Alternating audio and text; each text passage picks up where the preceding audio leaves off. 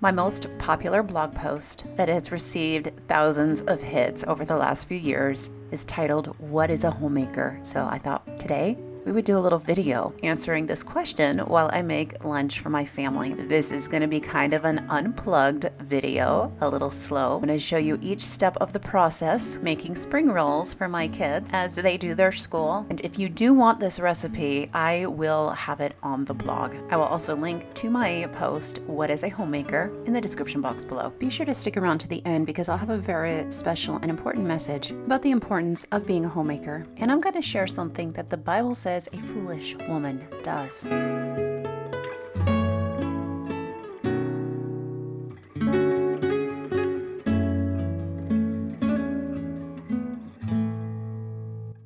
Here's a fun number for you. $162,581. That's what a homemaker was worth in 2017, according to Salary Wizard. But what is a homemaker, and why or how is one possibly worth that much? A while back, I did a little Google search, and I was sincerely surprised to learn that what is a homemaker or homemaker definition is a real question that thousands of people ask Google each month. Okay, so if you're here for a simple definition, here's the simple, dry dictionary meaning of homemaker. One who manages a household, especially as a spouse and parent. But don't leave yet. Stick around. I've got some interesting homemaker statistics for you. After a 30-year decline, homemakers started making a huge comeback. In 1999, only 23% of mothers were stay-at-home moms. But at American Fact Finder, we see that 90 million women are unemployed. And over at Gallup, we can see that 56% of American mothers would prefer to stay home. Pay attention to that. Did you catch that? The word prefer. Granted, one of the reasons is it simply doesn't pay to work outside of the home for most of the female population if you have kids and daycare expenses.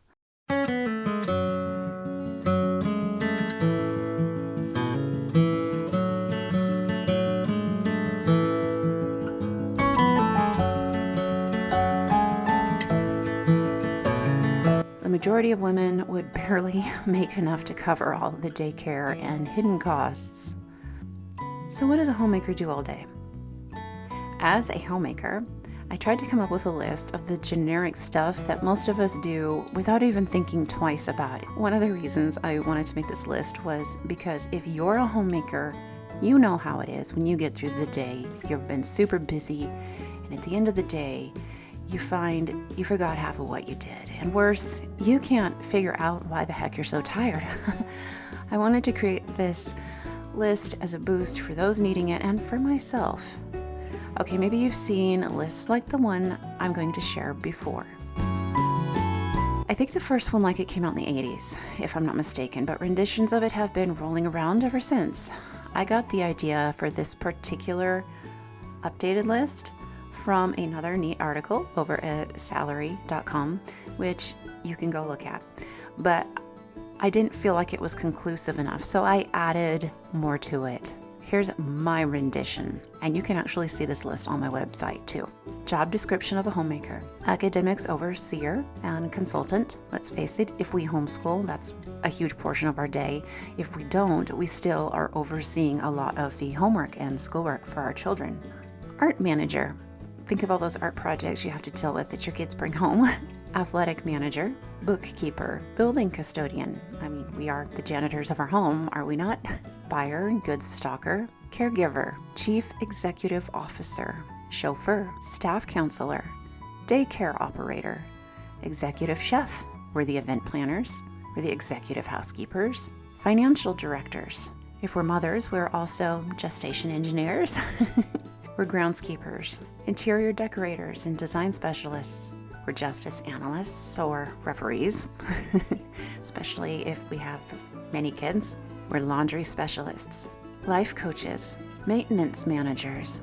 We're marketing managers, medical appointment coordinators and chauffeurs, memory archivists, network directors, nutritionists, dietitians, we're teachers, we're toddler linguists if we have little ones, research specialists, staff nurses, seamstresses, and work-life managers. Tell me, is there more I've forgotten? Let me know in the comments below.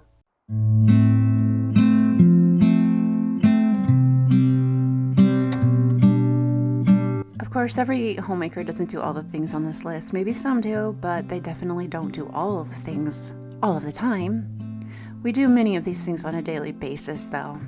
In my particular case, I've been a business owner for about half of my homemaking years, as well as a homemaking mom and a homemaking mom. There is a dark side of homemaking, though.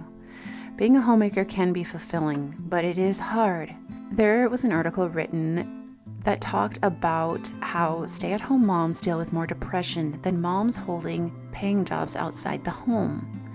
And I think there's a few reasons for that. Number one is no training. There's not a lot or any on-the-job training unless you grew up like I did, a homeschool kid in a homemaker's home. But for so many, there is no training and there's no courses to prepare you. Many women don't know how to be industrious or productive as a homemaker, and they lack executive functioning skills specialized to homemaking. This is part of why homemaking YouTube channels and Instagram accounts by homemakers have boomed in the recent years. Another reason is it's hard work. In many situations, the work we do is so temporary that it can appear we have done nothing at all. This can be frustrating, unfulfilling, and downright depressing, especially when we're asked what we did all day. And not even we can remember because we're too exhausted and the evidence of what we cooked or cleaned is gone. Another reason, though, is selfishness and lack of self-care, proper self-care. Something about homemaking, especially for stay-at-home moms of little ones, is there's an immense amount of serving and sacrifice that goes into this. Unfortunately, some moms become so miserable because they've either neglected themselves to an unhealthy degree, feeling that it would be too selfish for them to practice self-care.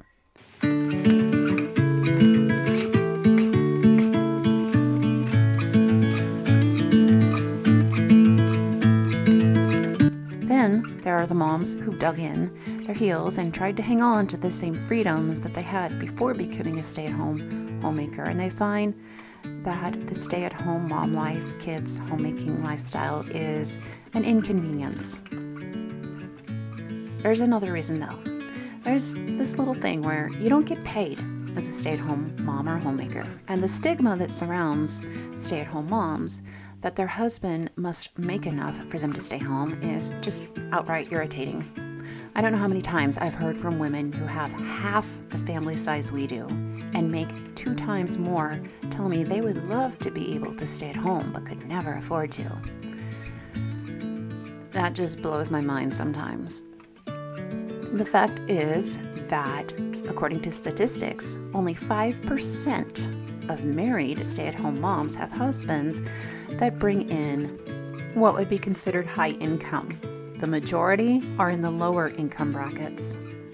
So if you're comparing yourself to someone who appears to be able to afford being a stay-at-home mom better than you can, and you feel like you got the short end of the stick budget-wise, and like you're a minority because you have to pinch pennies, just keep in mind that you're actually in the majority. Okay, so Salary Wizard gave us the number 162,581. But the thing is that it can be far more than that depending on the homemaker. Take a homeschooling homemaker mom, for example.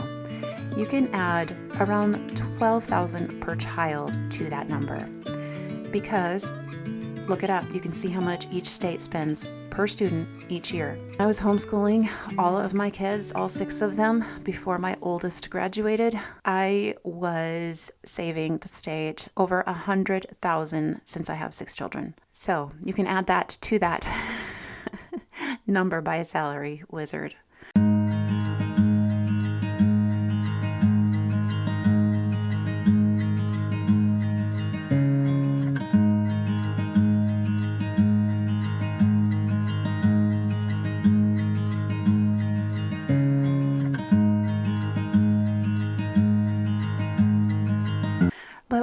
hidden values of being a homemaker or a stay-at-home mom. Let me ask you this. Did you know that another meaning for the word serving is ministry? What has that got to do with being a stay-at-home homemaker? Everything. If you look at your homemaker job as a ministry, suddenly the tremendous sacrifices and hardships that come with this job have a new and actually beautiful meaning. And the fact that you're going without a second income that would help make life easier, better, or more luxurious suddenly takes on another perspective. You realize that the time and opportunities to be with your children and the chance to make a home a true haven for your family and visitors are where the value is truly at.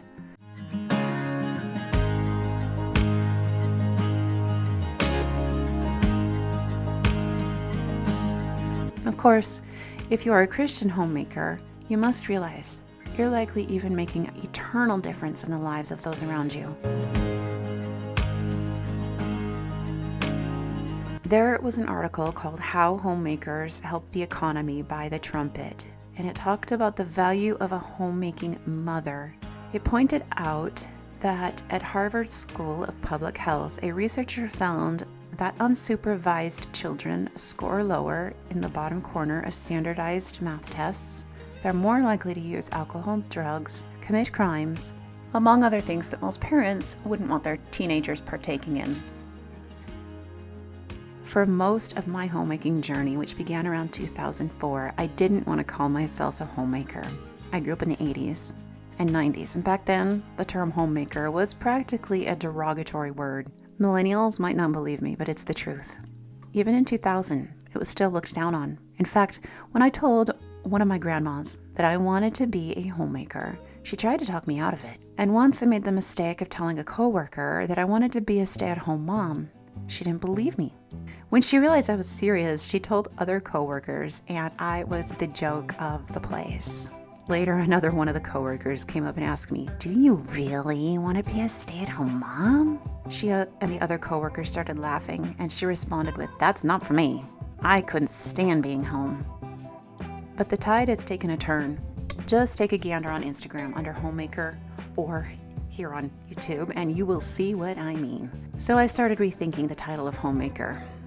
When you consider all of the stats and data, being a homemaker is something to not be ashamed of. It truly is a ministry of serving a cause bigger than materialism. You might not make anything, and it might not feel like you're doing much, but in the end, you are making a difference in the lives of your kids, spouse, and even extended family and friends. I have been at this for 20 years now. I guess you could say it started 30 years ago when my mom started training me.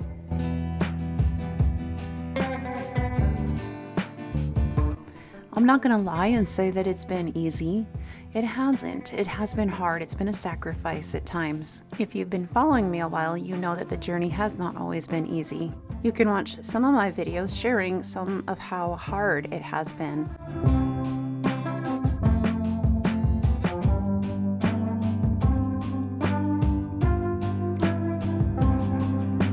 But I still wouldn't choose anything else but this.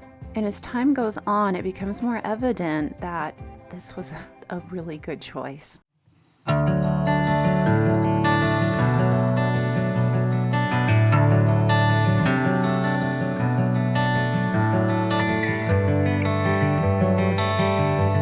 There's a Bible verse that comes to mind when I think of the woman of the home being a homemaker.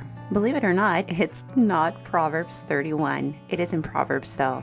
It's Proverbs 14:1, and it reads, "Every wise woman builds her house, but a foolish one tears it down with her own hands." What is really fascinating to me is when you look back into the original Hebrew as to what the words "her house" means, it will give you goosebumps actually. Some of the things that it includes mean house, dwelling, shelter or abode of animals, humans, place, household, family. Those are just a few of the things that it means. For decades, the women's liberation movement convinced women that this was a lowly job, a demeaning job. So women abandoned the position of homemaking. As a result, children suffered and society has suffered. When there's children involved, nobody can replace a mama. There's a connection between mother and child that is so strong, so powerful. Science has even discovered that when we are pregnant with our children, their cells mix into our body and they even get into our brains. There have been studies that found that even if our child passes away, those cells still live in us. And when we get sick, they help to make us well. On the same hand, the effect and the power that we have in our children's lives is so profound. We mothers become our children's internal voices. Think about that.